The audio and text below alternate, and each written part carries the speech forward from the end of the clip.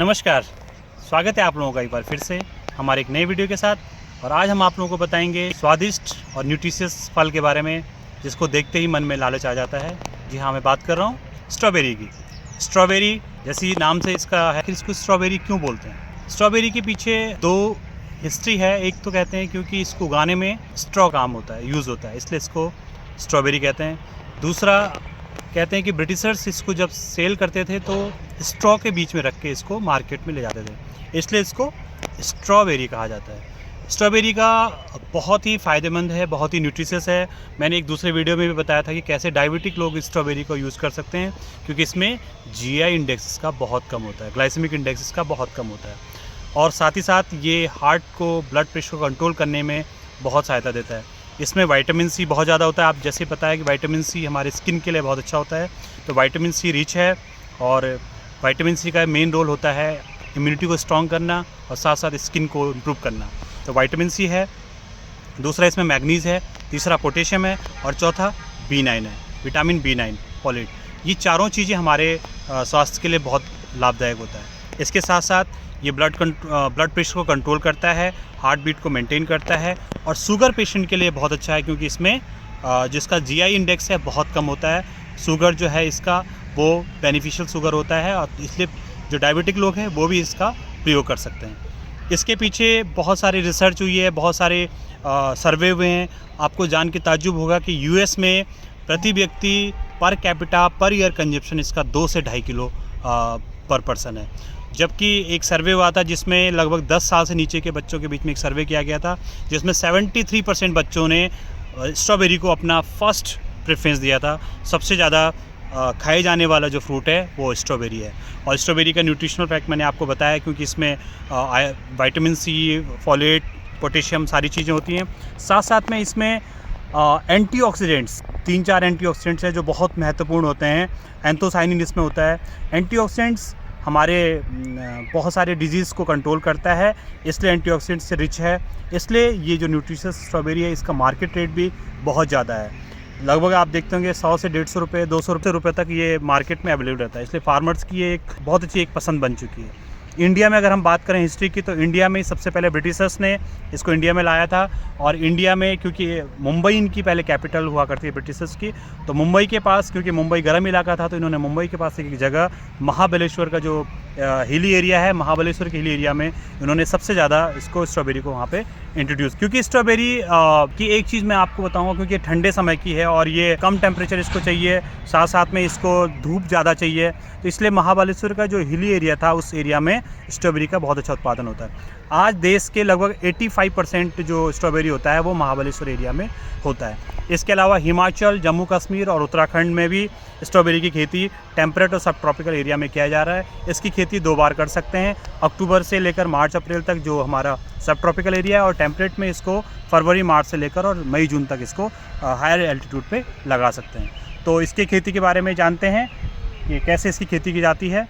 Strawberry को उगाने के लिए सबसे उपयुक्त समय अगर हम लोग सब ट्रॉपिकल की बात करें तो अक्टूबर से मार्च अप्रैल का महीना होता है। जबकि अगर हम लोग हायर एल्टीट्यूड की बात करें तो वहाँ पर आप मार्च के बाद और मई जून तक उगाया जा सकता है। तो स्ट्रॉबेरी के लिए एक तो सबसे बड़ी इंपॉर्टेंट चीज़ ये है कि एक अच्छी वैरायटी होना बहुत ज़रूरी है। और वैरायटीज़ में हम लोग बात करते हैं तो कैमरोजा, चैंडलर, विंटरडाउन, ट्राइस्टार, बहुत सारी ऐसी वैरायटीज़ हैं जो इंडिया में लगाई जा रही है, इंडिया में इंट्रोड्यूस की गई है।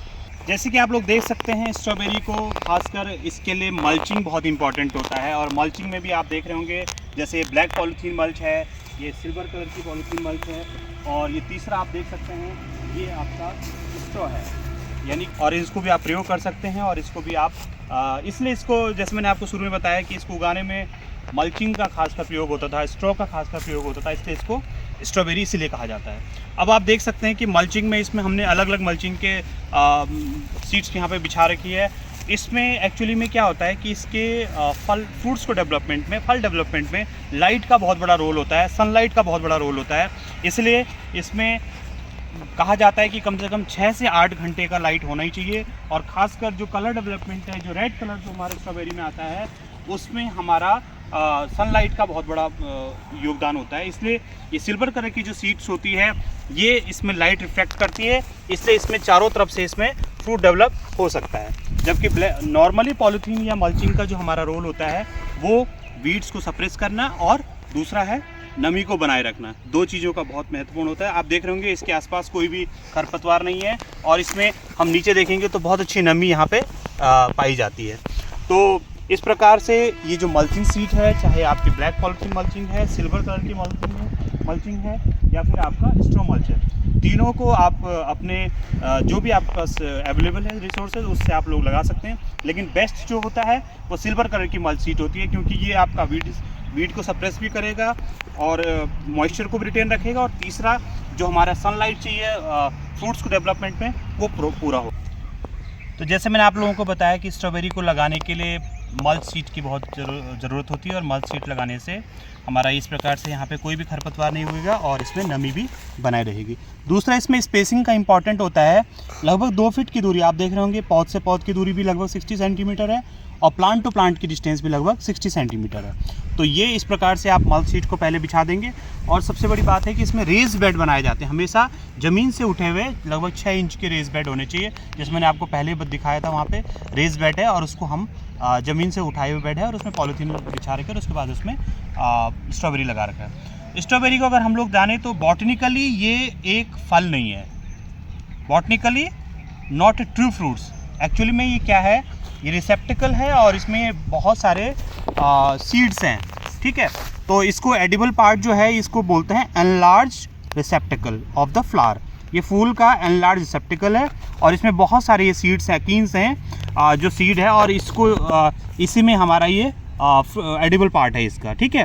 तो ये जो हमें विजिबल सीड्स होते हैं इसको एक्टिन्स कहा जाता है, और इसमें जो हमारा ऑक्सीजन होता है उसका बहुत बड़ा रोल होता है इसके डेवलपमेंट में। तो ऑक्सीजन का अपने आप में एक बहुत बड़ा रोल है, ठीक है। तो जैसे मैंने आपको पहले बताया, ये एक हाइब्रिड होता है, बहुत डिफरेंट स्पीसीज़ है जो जिसके क्रॉस से ये स्ट्रॉबेरी को और फाइनली मैं आप लोगों को एक चीज़ और बताना चाहूँगा, क्योंकि स्ट्रॉबेरी ये मेडिसिनली भी बहुत इंपॉर्टेंट है, टेस्ट भी इसका बहुत अच्छा होता है, बच्चे बहुत खासकर पसंद करते हैं। तो स्ट्रॉबेरी का इतना न्यूट्रिशनल फैक्ट होने के बाद इसलिए इसकी कीमत हमेशा बहुत अच्छी रहती है, और किसानों के लिए खासकर ये एक वरदान साबित हो सकता है। हमारे पास एक छोटी सी सक्सेस स्टोरी है। हमारे पास के गांव के किसान हैं गंभीर सिंह जी, उन्होंने 4 साल 5 साल पहले स्ट्रॉबेरी की खेती शुरू करी थी और प्रतिवर्ष वो 2 से 2.5 लाख रुपए की स्ट्रॉबेरी बेचते थे। लेकिन 2 साल पहले उनके पास डिमांड आई है स्ट्रॉबेरी के प्लांट्स की, तो अब वो 1 साल में लगभग 5 से 6 लाख रुपए की पौध बेचते हैं। इसकी जो पौध होती है ये सीड से नहीं ग्रो होता है, बल्कि ये आप देख सकते हैं, मैं आपको दिखाता हूँ। अभी तो ये प्लांट छोटा है, जब इसमें ये फ्रूट डेवलप हो जाएगा और उसके बाद इसमें रनर्स डेवलप होते हैं, और रनर्स से ही हम इन रनर्स से ही यहाँ पे एक नोड बनता है, और इन रनर्स को हम उसमें आपके पॉलीथीन बैग्स में या जो भी नर्सरी के जो आपके जिसमें आप नर्सरी डेवलप करते हैं उसमें आप डालेंगे और इससे एक नया प्लांट डेवलप हो जाएगा। तो ये सीड से नहीं बनता है, बल्कि प्लांटिंग मटेरियल इसका रनर से डेवलप होता है, और आसान है, कोई भी घर पे आपने बना सकता है। इसमें आप बस इसका जो प्लांटिंग मटेरियल है वो एक पौधे से लगभग 10 से 15 प्लांटिंग मटेरियल तैयार हो सकते हैं। और जैसे मैंने आपको बताया कि जो हमारे वो किसान हैं गंभीर सिंह जी, वो प्रतिवर्ष लगभग 5 से 6 लाख रुपये की पौध बेच रहे हैं। लगभग 10 रुपये की एक पौध अगर उनकी बिकती है, 50 से 60 हज़ार पौध वो बेचते हैं। और इसके अलावा जो फ्रेश इनका स्ट्रॉबेरी जो एडिबल स्ट्रॉबेरी है वो मार्केट में ले जाते हैं, जिससे 1.5 से 2 लाख रुपए की इसकी आमदनी होती है। इसके अलावा इसको आप अगर आपने सबसे बड़ी बात यह है कि इसकी फ्रूटिंग के टाइम में जो टेम्परेचर होता है वो लगभग 18 से 25 डिग्री के साथ बीच में होना चाहिए। जब टेम्परेचर धीरे धीरे बढ़ जाता है, 25 से ज़्यादा हो जाता है, तो इसकी फ्रूटिंग जो क्वालिटी है वो डिटेरियोरेट हो जाती है। तो इसका जो बेस्ट टाइम है वो फरवरी मार्च का महीना है। इस समय पे इसका जो टाइमिंग है वो बड़ा सही रहता है।